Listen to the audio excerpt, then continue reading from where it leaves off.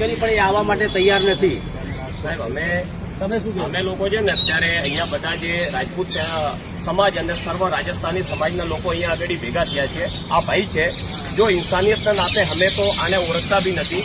આજે પહેલી વાર એમની જોડે મુલાકાત થઈ છે. પાછળ તમને પોસ્ટમોર્ટમ રૂમ દેખાય છે. અહીંયા 22 વર્ષના છોકરાની લાશ પડી છે. એ લાશ કાલ સવારે 11 વાગ્યાથી પડી છે. હવે એમને છે ને એ 2 વર્ષ પહેલા આ છોકરાના લગ્ન થયા છે, બરાબર છે. આપણે એક જીવનની જે જ્યારે નવી શરૂઆત કરવાનો હતો અને આજે આપણે જોઈ શકીએ કે પોસ્ટમોર્ટમમાં એની બોડી પડી છે. પરિવારવાળા એના ઇંતજાર કરીને બેઠા છે. સામે દિવાળી આવે છે. પરિવાર જોડે શું વીતતી હશે આપણા માટે કલ્પના કરવી પણ મુશ્કેલ છે. તો આપણે એમને એ જ આપણે એક આશ્વાસન કંપનીવાળાને કીધું કે તમે એકવાર આવી, ગરીબ પરિવારથી છે, મીડિયમ પરિવારથી છે, એ કમાવાવાળો છોકરો તો પરિવારમાં એમને કમાવાવાળું અત્યારે કોઈ નથી. બધી જવાબદારી મા બાપ ઉંમર લાયક છે, દવાઈઓ ચાલુ છે. તો તમે આવીને આર્થિક રીતે કંઈક આ પરિવારથી થોડી ઘણી જે બી તમારી ઇન્સાનિયતના નાતે મદદ થતી હોય એના લીધે અમે સર્વ રાજસ્થાની સમાજ અહીંયા ભેગા થયા હતા.